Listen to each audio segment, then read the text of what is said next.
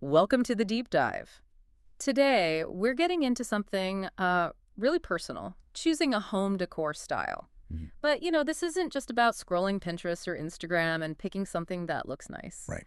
This deep dive, it's based on this great article we've been digging into, and it's all about finding a style that actually works with your life, your habits, your routines, how you really live. Exactly. Yeah. Our aim here is to really pull out the essential advice from this source. Yeah. It's less about chasing the latest trend and much more about figuring out your genuine style. Yeah. The real goal is creating a home that doesn't just look good, sure, that's nice, but one that really functions well and supports the life you actually have.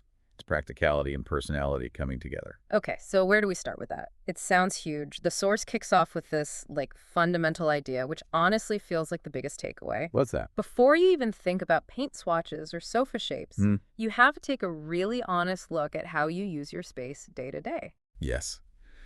That sounds so simple, but it's really profound when you think about it. I mean, even the most beautiful room is going to feel wrong or just plain annoying if it fights against your daily life. Totally. Like if you have this gorgeous white sofa, but you're constantly freaking out about spilling coffee, Yeah. is it really making your life better? Probably not. No way. And the source gets really practical about this. It suggests asking some pretty revealing questions. Like that. Like, how often do you actually have people over? Is your dining table mainly for meals, or does it turn into, the kids' art project zone half the time? Or do the pets rule the roost?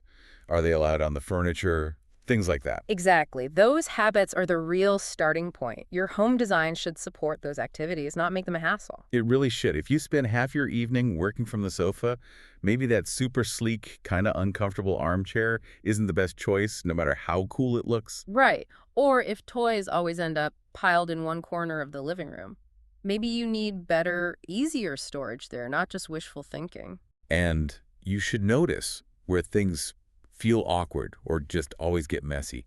Where do the mail and keys pile up? Where does clutter just seem to collect? The source says those are clues. Your space is basically telling you what it needs functionally. Trying to force a style onto it that ignores those signals, that's just asking for trouble. Yeah, it reminds me of that story in the article about the person who loved that super clean, all-white minimalist look right out of college. Oh, yeah, I remember that. It looked amazing, right? Like a magazine? Totally. Oh. But their real life involved, like, working from the couch a lot, coffee nearby. Oh.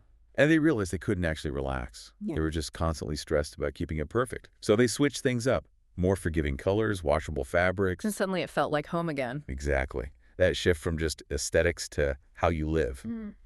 That's the core idea. Okay, so let's say you've done that. You've been brutally honest about your messy, real life. What's the next step? How do you find your actual style? Right. So the source suggests going beyond those, clickbaity online quizzes. Haha, yeah. Which houseplant are you? Exactly. Instead, look for patterns in the things you already genuinely love. Okay, interesting. Where do you look? Well, the source has some great ideas, maybe a bit unexpected, like your closet. My clothes. How does that work? Think about it. Do you tend towards bright, bold patterns or more calm, neutral tones? Structured tailoring or flowy, comfy stuff? Your clothing choices often reflect the kind of visual environment you feel good in. Huh. Never thought of it that way. My black t-shirts might mean something for my living room walls. Could be. Or maybe it's about texture. And then there's travel. Look at photos from trips you loved or places you dream about. Okay. What kind of places pull you in? Is it that rustic Italian farmhouse vibe? Sleek city apartments? Colorful markets? Those environments resonate for a reason. Yeah, you feel something there. The Force mentioned someone realizing they love natural wood and earthy colors after looking back at hiking trip photos. It explained why their previous super modern place just felt off. Makes sense. And what about all those images we save online? Pinterest boards, Instagram saves. Oh, definitely look there. But don't just focus on, like, that specific lamp. Look at the overall feeling of the rooms you save. The feeling. Are they mostly bright and airy? What? Or dark and cozy? Do you see things repeating? Maybe tons of plants or layered textiles or vintage pieces. Those patterns are telling you something. Like maybe you keep pitting rooms with ethnic decor elements without even realizing that's the common thread. Exactly. And there's a quick little exercise in the source, too. Oh, yeah. Pick just 3 things you already own and truly love. Could be anything. A mug, a piece of art, a blanket. Ask yourself, what do they have in common? Finding the essence. Color. Texture, style. Yeah, those shared qualities can be a really solid clue to the core of your personal style. Got it. So as you're doing this discovery, it probably helps to have some words for styles, right? It does. The source mentions some main decor styles, not like rigid boxes you have to fit into, but more like reference points. Helps you identify elements you like.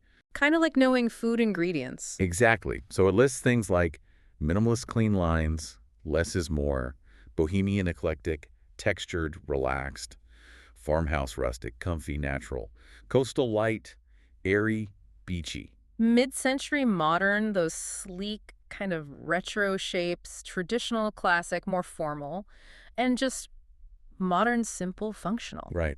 Just knowing those basic characteristics helps you name what you're seeing and liking. Okay, useful vocabulary, because the source warns about a big mistake people make. Uh-oh. What's that? Trying to apply one single style, like rigidly across the entire house. Oh, absolutely. Yeah. That rarely feels right, does it? It can feel kind of forced or impersonal. Yeah. What usually works better is recognizing that different rooms do different things. They can have slightly different vibes, but still feel connected. Your bedroom probably needs to feel different from your kitchen. Totally different. One's for rest, one's for activity. So the source suggests focusing on how you want each room to feel, using feeling words, they call it. I like that.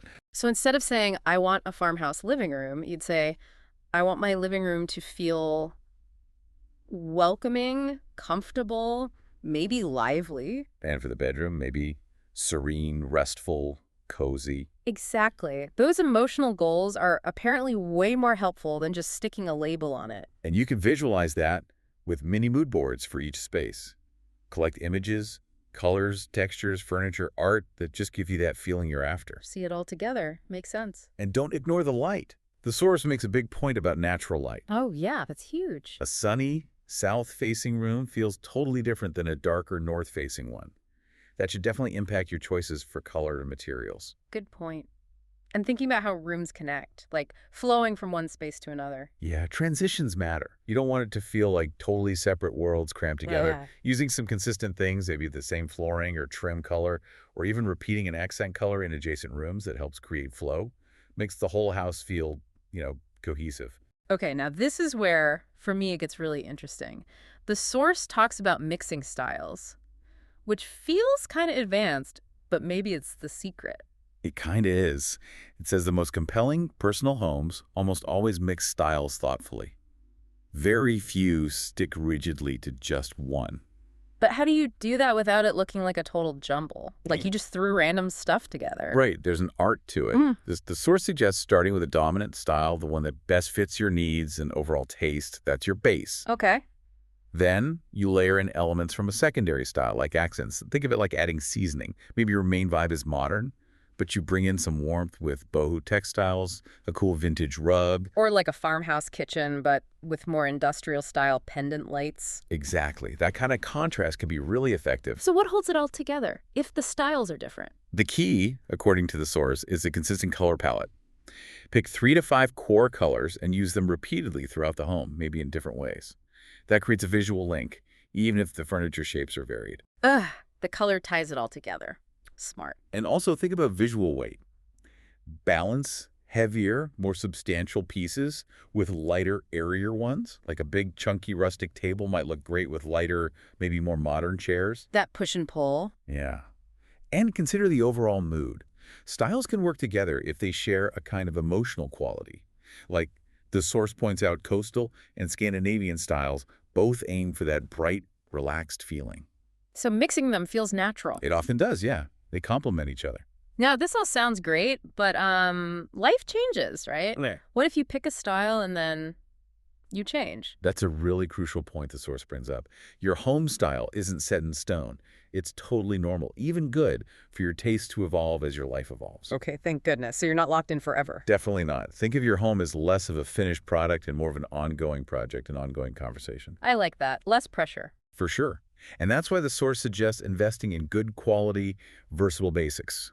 Things like a classic sofa shape and a neutral fabric, solid wood furniture, pieces that can adapt. Stuff that can wear different hats over the years. Exactly. They can be dressed up or down with different accessories as your style shifts. And for trying new things without, buying a whole new living room set. Experiment with the smaller stuff. Pillows, throws, art, rugs, little decorative objects, those are low-commitment ways to try out a new direction. The source calls them smaller style updates. Easy to swap out if you change your mind again next year. Totally. And they even suggest taking photos of your rooms occasionally. Over time, looking back can show you what you consistently liked versus what was maybe just a passing trend you tried. Oh, interesting. Finding your own long-term patterns. Yeah, it gives you clues about what's authentically you. Okay, so we've covered a lot. Lifestyle, finding patterns, understanding styles, mixing them, evolving. When it actually comes down to making decisions, painting walls, buying furniture, how do you make that final call? The source is pretty clear on this. Trust your gut. Really? Yeah. Just go with the feeling. Yeah. The direction that feels right, the one that makes you feel comfortable but also kind of excited, that's usually the right path for you. And you don't have to do everything at once. No, please don't. If you're hesitant, start small. Experiment. Like what kind of experiments? Try temporary changes first. Paint just one wall, an accent color, and live with it for a bit. Use removable wallpaper. Even just rearranging your existing furniture can totally change the feel of a room and tell you a lot. Low-stakes testing. I like it. These little tests give you real feedback on how you'll actually feel living with the change before you commit big time. And what about perfection? That pressure for it to look like a magazine? Oh, let that go. The source stresses this. Your home doesn't need to be a perfectly staged photo. Real homes have signs of life. They have your personality, maybe a little bit of beautiful imperfection. Yeah, that perfectly styled look can sometimes feel unwelcoming, almost. Right. It can be impractical. Authenticity is more important than perfection here. So it's really this ongoing conversation with your space, collected over time. Exactly. Bit by bit, reflecting your life, your story. Give yourself permission to adjust and refine as you go. So maybe the most important thing, the real bottom line from this source, What would you say it is? it's that true style isn't about following rules or impressing anyone. It's about choosing things that genuinely bring you joy, things that tell your story. And that support the life you actually live day in, day out. Right. Not some imaginary ideal life. Right. A home that works for you. A truly successful home, the source says, is one where you feel completely, utterly at home. Comfortable, supported, like yourself. Yeah. And the most beautiful homes aren't just about expensive things. They're the ones that tell a story, an authentic story about the people inside. So, the final thought to leave everyone with. Based on all this, Yeah. what story will your home tell?